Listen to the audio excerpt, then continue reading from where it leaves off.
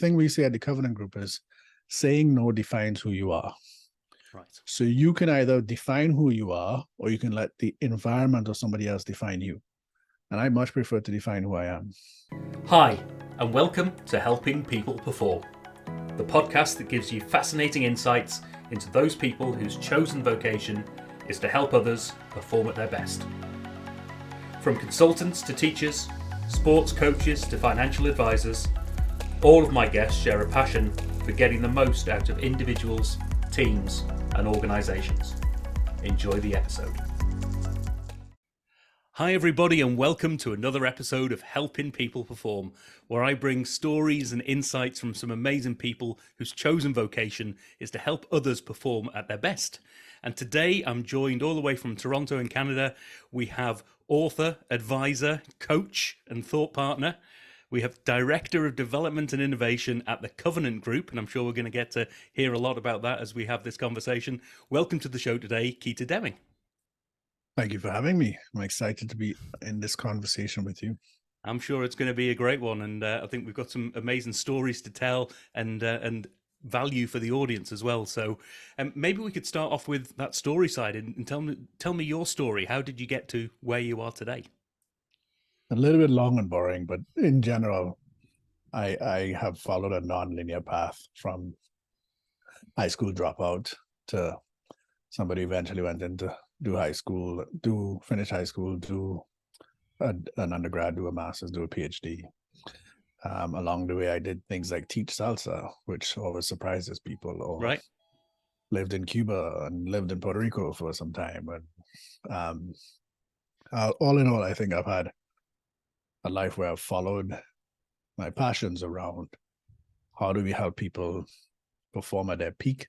Yep. And that really started when I worked as a camp counselor in the YMCA in Trinidad, and I was a swimming instructor and all of that, and realized how much I loved learning, performance and development and coaching. And Right. if you look at the trajectory of my life, the common theme has been learning and coaching. Right. And one of the things that I think really solidified that was I was lucky enough to work on a project at the University of British Columbia where we did a peer-to-peer coaching program that really helped me understand the value of coaching from peers and then coaching from people who have a little bit more experience, and understanding how coaching skills are kind of leadership skills as well. Okay. And Yep. that's informed a lot of my practice for sure. So that's a little bit of me. Oh, fantastic! I mean, a couple of wonderful little snippets in there. Maybe I'll delve into one or two of them just to probe somewhat.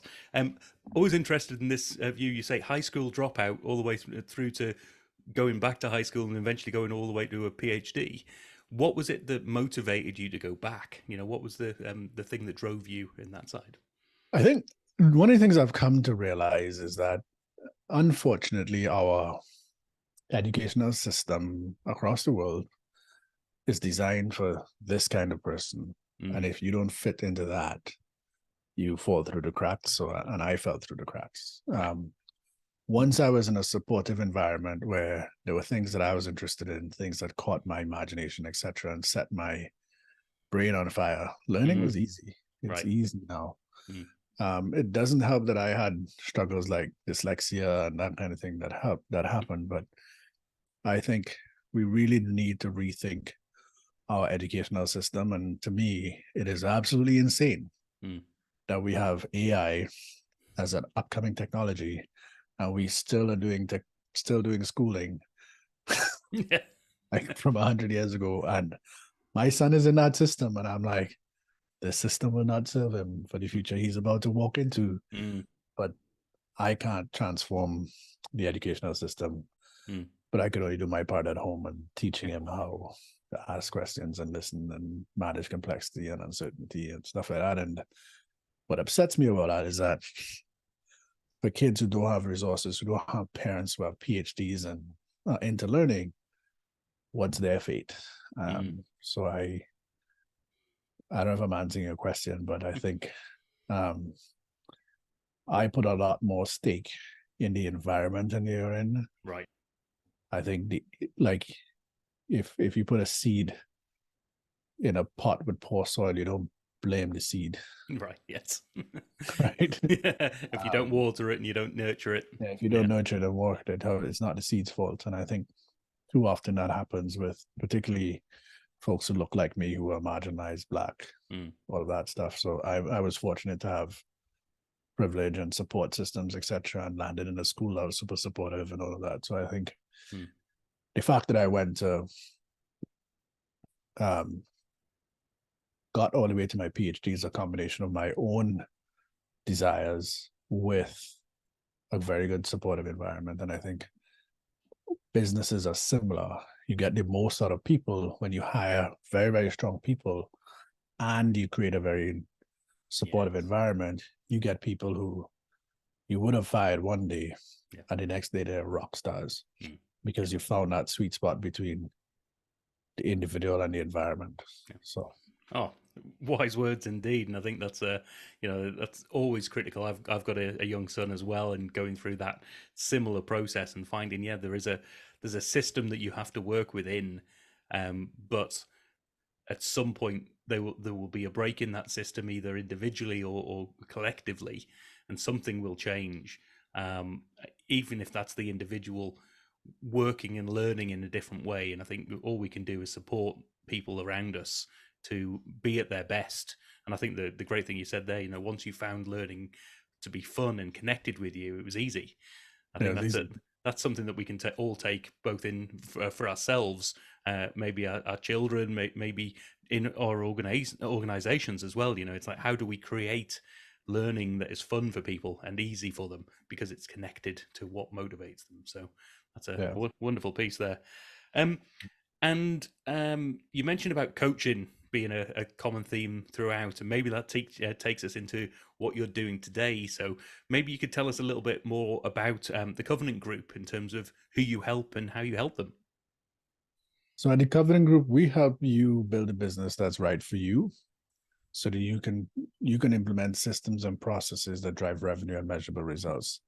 The way we do that is we use a coaching model that embodies 4 kinds of pillars or steps, and it goes mindset, training, coaching, and action. So most things start with mindset. What's the mindset that you're bringing into this? Mm. What's the training we now need to give you? And I'm not a big fan of one-off coaching kind of programs because I find them largely ineffective. Right. And I've written about that in my book, actually. I tell a story, one of my many stories, about how I often turn away clients because they want a checkbox item thing. Hey, Keita, can you do it's always team building. Right. Can you do a 1-day team building thing for us? I'm like, no, that's not how team building works. Right. And you can pay somebody else to do it who will do it, and they're a hired gun and they'll pay, but I'm not doing that work. The coaching component of the work we do is absolutely central to A, us getting results, and B, the client getting results. And I refuse to do work where, okay, I could get paid on it, but it's not a good thing in the best interest of the client. Mm. So the coaching piece is absolutely critical. And then the action, what action or what are you doing differently as a result of this coaching is absolutely crucial. So Yeah, that's what we do at the Covenant Group. Oh, fantastic! And there's a couple of bits in there. I mean, saying no to business. I think for anybody in any organization, even if they're a solopreneur going out by themselves, particularly in the early stages, or if they're a business that's looking to scale up, or if they're at that maturity level, it's the ability to say no and know why you're saying no to that business. I think is a critical element to the longevity and the real sort of crucial, the crucial element of what that business is and who those people are in that organization. You see, I think people struggle with saying no when they don't know their purpose. Right. They don't know why they exist. Mm. If I know who I exist and who I set out to help, if you don't fit that bucket, I'm going to say no to you. Right. But if I'm going out there, hey, I need to make like $40,000 a month, and that's my objective, I'll say yes to everything. Yeah. But if I set out to be like, I'm going to help this specific group in this specific way so that they get this specific value, it's very easy to say no because you know exactly who you're helping. A dentist doesn't help somebody who needs brain surgery. Correct. Yeah. It just doesn't make sense. Yep. right? So I think what people have to get clear on is who have you set out to serve, Right. and most people are not clear on that, and as a result of that, they take on clients who cause mission drift, who take them in a path that like 5 years later they're like, this is not the work I set out to do. Mm. How did I get here? You said yes all the way along, rather than saying no, which is a tough path, no joke. Yep. But the more you say no, so the thing we say at the Covenant Group is saying no defines who you are. Right. So you can either define who you are, or you can let the environment or somebody else define you. And I much prefer to define who I am. Yeah. Oh, those are wonderful words there. Yeah. So tell me more about the Covenant Group in terms of, is it a large organization? Who have you got working with you? And who are your client set? Who do you target? Yeah. We are small but mighty. So we have a wide reach across North America. In fact, across the world. We're currently working with folks in South Africa. We've worked in the Caribbean. We've worked in India. We've worked all around the world. Covenant Group precedes me. So the founder is somebody by the name of Norm Trainer, who wrote a book called 8 Best Practices in the 90s, which is a best-selling book. And the two things that we focus on, and I think we do better than most people, is help people with strategy, and we help people strategically build a business that's right for them. Right.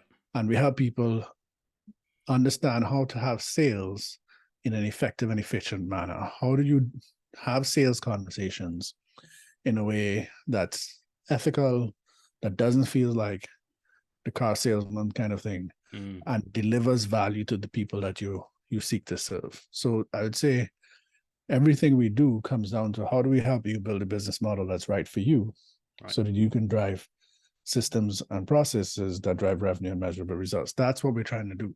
Yeah. And in order to do that, sometimes it's a culture project. Sometimes it's like a systems, and most times it's a systems and processes project. Sometimes it's a vision issue. Right. But we start all of our work with a baseline assessment where we ask 25 questions, and that 25 question gives us a good sense of where we're going to go next. And we do another baseline assessment that gives us a good sense of where we need to start. So, and we work with at the institutional level, and we work at the individual level, and we work in the middle as well. So we work with lots of people who have challenges with either strategy or sales. Right.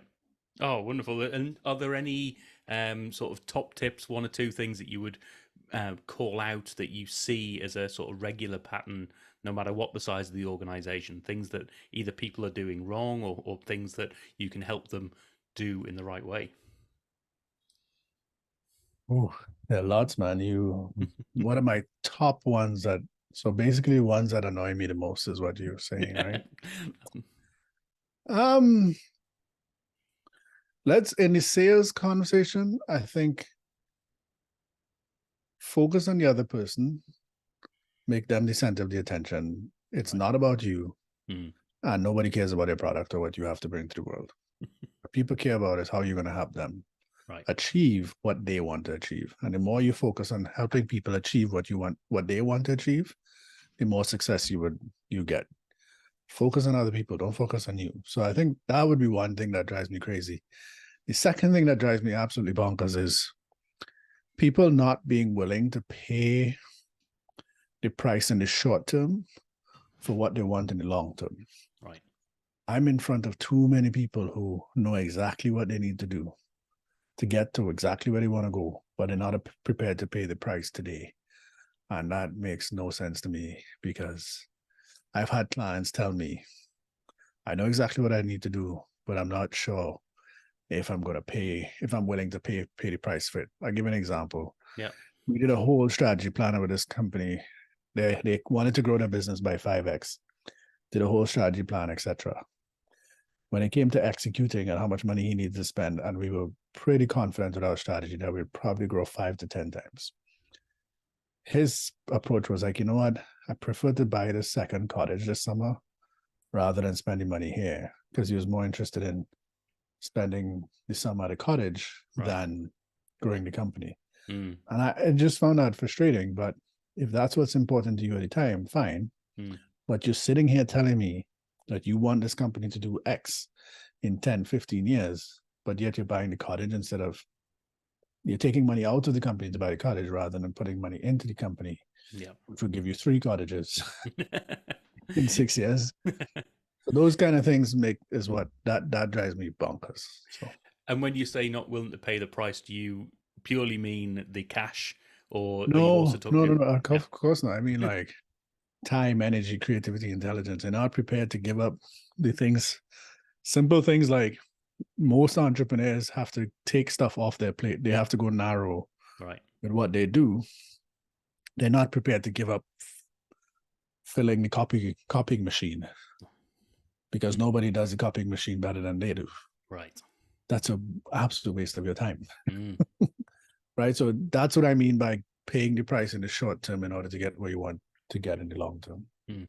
And there's So, some, and I know there's some sort of great services, and more of these things are coming on board now, aren't they? In terms of virtual assistants and ways in which you can take off some of the work, particularly for I'm speaking from an entrepreneurial side of it for myself. As a solopreneur, that element of I feel like I have to do everything, but actually there are services and there are ways and processes and systems out there that can help you to focus on the value that you bring, not the things that you feel like you need to do. I think that's yeah. So important. I don't think you should ever do the things you feel like you should do. Hmm. I think you should do the thing that brings the most value to the organization. And that's whether you're an employee or whether you're an owner. Hmm.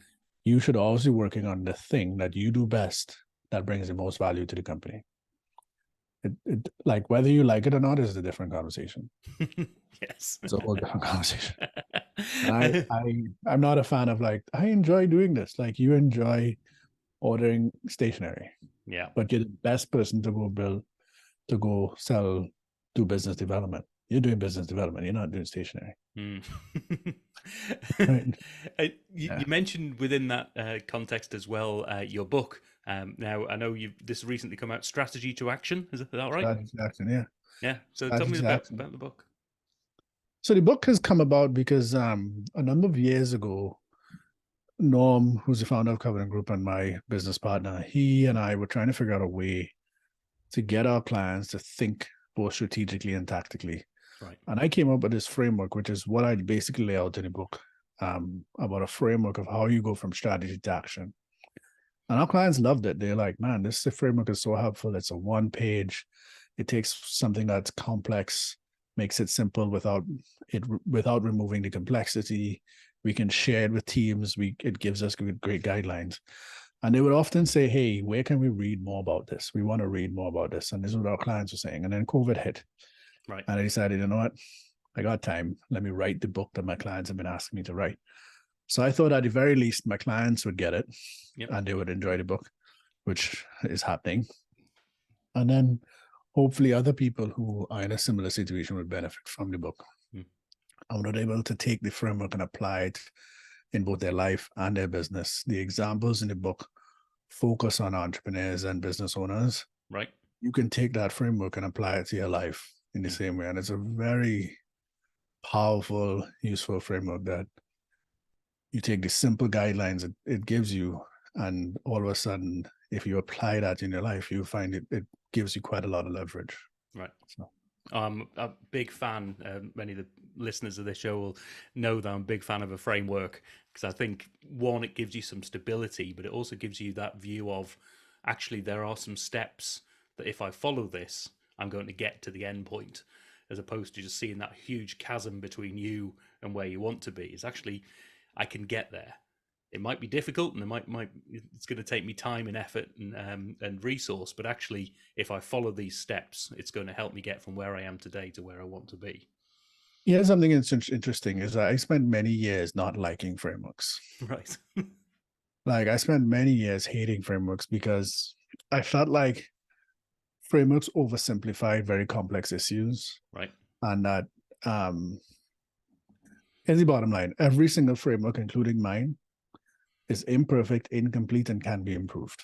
And as somebody who, an overcoming perfectionist, a recovering perfectionist, I never liked that. I never liked the framework. And then I've since come to realize that frameworks, as long as they're useful, it's a good thing. Yeah. And the theoretical pieces around the qualitative things that you're missing, and that you're reducing the complexity and you're oversimplifying and that it doesn't matter. It's useful. People are using it, and people can access this. Whereas I used to get into these really complex like thought patterns, and now I'm over that. I Yeah. think I as think long that as it's useful for people, then let's make it happen. Yeah, and I think that goes back to your earlier point as well, in that it's not about you. Even if you think that you don't like your framework, if it adds value to people, then it's a good thing. Yeah, Yeah, so I think that that's a good message, because often people, particularly, and I've caught myself in this, I've developed a framework because I like it, or I've developed a framework because it's what I found useful. But actually, the acid test on all of this is, does it add value to your audience? Because yeah, exactly. if it does, it's a good thing, and that value will never be the perfect answer. It'll never be the silver bullet, but if it helps people along the way, then it can only be a good thing. Yeah, yeah, Cool. agreed. Um, so, in terms of your own performance, then, I often talk to my guests about, how do you make sure that you are performing at your best? Because people who help others perform, they're giving so much. You've got to be in a good position in your own right to be able to, to be performing at your best in order to help others be at their best. So, what are some of the practices, the things that you do to help yourself be at your sharpest? I think there are lots of things that I do, but I would say the number one thing I would tell people is go to bed at a same time every night. Focus, get your sleep right. Right. I just recently had an operation on my knee, and my sleeping has been awful. And as a result of that, my thinking is awful. I I'm exhausted. I'm now going to bed at 9 and waking up at 7 like that. I'm like a baby. Right. Like, because I just need that's how much sleep I need. So I think number one, most of us are in uh what do you call it? Knowledge economy. In the Right. knowledge economy, we're using our brains. And I've done a PhD. I've never done an all-nighter, not once in my life. Hmm. I've always prioritized sleep, because if you don't get a good night's sleep before, I'm an athlete, before you play a game, Yep. waste of time. You're not putting 100% on the field. Hmm. You don't get a good night's sleep before an exam, you're not going to get the best grades you're going to get. So I really prioritize sleep, and that's number one for me. Hmm. Number two, I try to exercise regularly. Recovering from this knee surgery is tough, but I'm still trying to exercise regularly. I'm biking pretty often, etc. Yep. So much so I've just been told to stop biking less because I'm biking too much right now. I'm putting too much pressure on my knee. Yep. And then I think the third thing for me is I'm a structure gives you freedom. And the more you lean into structure, the more I think you see performance. If you do a personality test on me, I have very high spontaneity. I'm a very spontaneous guy. Right. You talk to my wife, she'd be like, that guy is so rigid, so structured. I have alarms on my phone for all kinds of things. Right. Um, like I have to take a pill every morning. I have an alarm that just like, take your pill every day, Right. because I really believe in structure and systems. And if you do those three things, Hmm. you'll be shocked at how your performance will jump. And they have nothing to do with your work. Nothing. It's like nothing to do with the work. Yeah. It's sleep, and diet, of course, is one, but sleep, exercise, and being structure with systems and processes, Yep. you'd be amazed at how your performance improves. Yeah. Oh, I couldn't agree more on some of those. I'm, the sleep bit in particular. I've got my own challenges from a family perspective on some of those bits, and I do notice just how much it affects you in your mood, but also in your decision making, your ability to perform at your best. And I think Yeah. such a critical piece. Just tell you a little story about when I was working at McLaren. They actually looked at developing an app for their team, so the mechanic crew, so that when they were traveling around the world, they could analyze their sleep patterns and then give them a program of sleep that got them the best sleep, but also help them recover from the jet lag from all the travel that they were doing at the same time. Because if you think about, you go into a race weekend, you're only going there on the sort of Wednesday, Thursday, and you've got immediate turnaround no matter where you're on in the world to be performing at your best. So that focus on sleep from a high performance area is such a critical piece. Yeah. Amazing. Yeah. Oh, wonderful. So get yourself some good sleep, exercise and diet, and then the structure. And I do like that element of, the structure allows for the creativity. I think, Oh yeah, yeah, yeah. I've coming from a manufacturing background, I talk about standardization is the bedrock for improvement. So you've got to have that standard set so that you've got a standard way, and that is your platform and your springboard for where you're going to go next. And that's where your creativity comes, is how do I get better from where I am right now. And if you don't know where you are right now, it's a really tough one to know if you're getting better. Uh, Just one quick comment on that. I think like Yeah. one of the things that I have learned is that Teresa Mable is a Harvard professor, and she describes creativity as novelty that works. So Mm, if you're if you're building a recipe and all of that, there's a lot of novelty that chefs come up with, and that's creativity. yeah. Um, Innovation is the application of novelty that works. Right. So when you take something novel and you apply it, that's when you have innovation. And I think every company, no matter size, structure, whatever, Mm. you can be creative and you can be innovative. And we like to think that only the Apples of the world and the McLarens of the world can be innovative, but anybody can be innovative, especially when you think about it as innovation as being the application of novelty that works. Oh, I love that. I love a good definition. It really helps people to go, right, let's pick those bits apart and say, right, what is the novelty? How does it work? And then how do I apply it? Yeah, So, the problem with that definition is that novelty needs to be defined as well. So it's not in my world it'd be simpler, but I that's the one I use currently because I like it the best. But no, I've yeah, never heard that before. It's a great one. yeah. Um, so let's ask you a couple of questions then. In terms of, you've got this skill set, you've got this ability to coach, you've got this experience and expertise. If you could work with any individual, team, or organization to help them perform better, who would you want that to be? This is a really good question, but here's what I would say. I am from Trinidad and Tobago originally, and which makes me a Caribbean diasporan person. I would love to take the work that I do and work with the Caribbean to help the world understand that the Caribbean is more than a tourist destination. Right.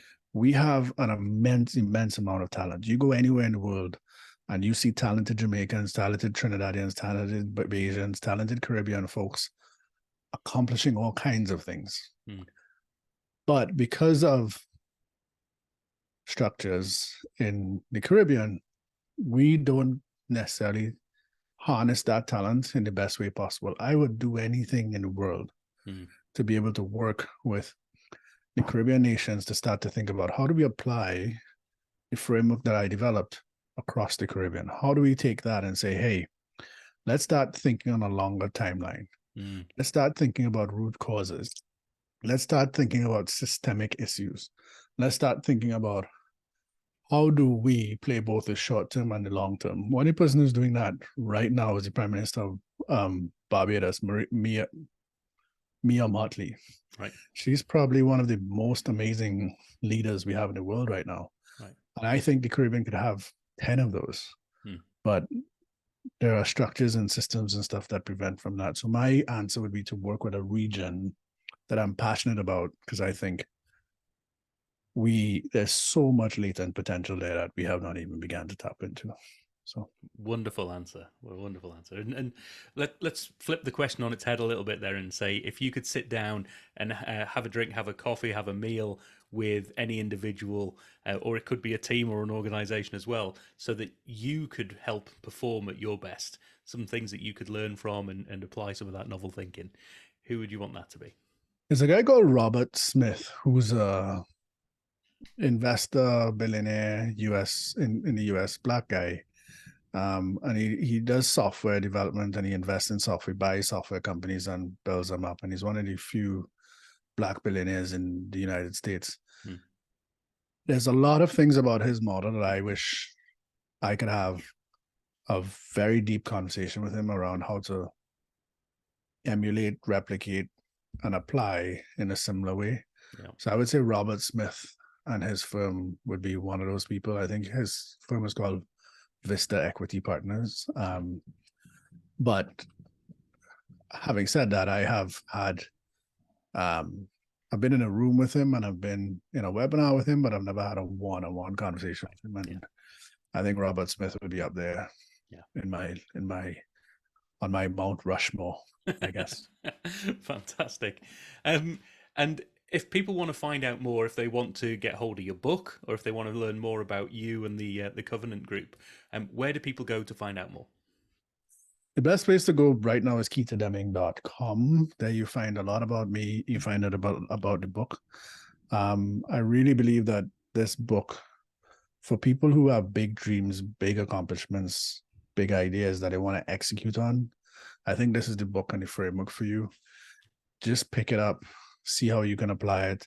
One of the things I'm most excited about is always seeing how our clients take the framework and use it in new and novel ways. Yeah. And I just love to see that happen on a much larger scale now that the book is out. It's not been out for long. So I'm looking forward to seeing how that can happen. And anywhere you see on social media, you go K Demming, that's where you find Keita Demming. So I'm mostly on LinkedIn and Instagram. So fantastic. Well, we'll make sure we put some links in there. And for people who are listening on audio right now, so Keita Demming, that's KeitaDemming. So make sure we go to keitademming.com.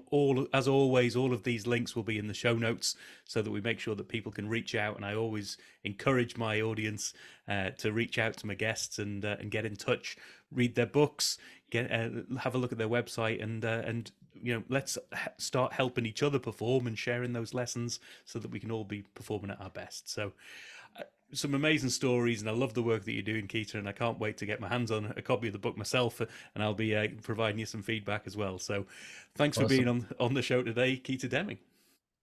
Thank you, Paul. Thanks for having me, and you have a wonderful rest of your day. And I definitely enjoy the work that you do, and thanks for sharing the work of so many other people. Appreciate it. Cheers. All right. Cheers. Thanks for listening to today's episode. If you liked what you heard, then please give the podcast a rate, review, and share. I'm Paul Teasdale, and from sausage making to banking, oil and gas to Formula One, I help people perform. If you'd like to find out more and have a conversation, contact me via helpingpeopleperform.com.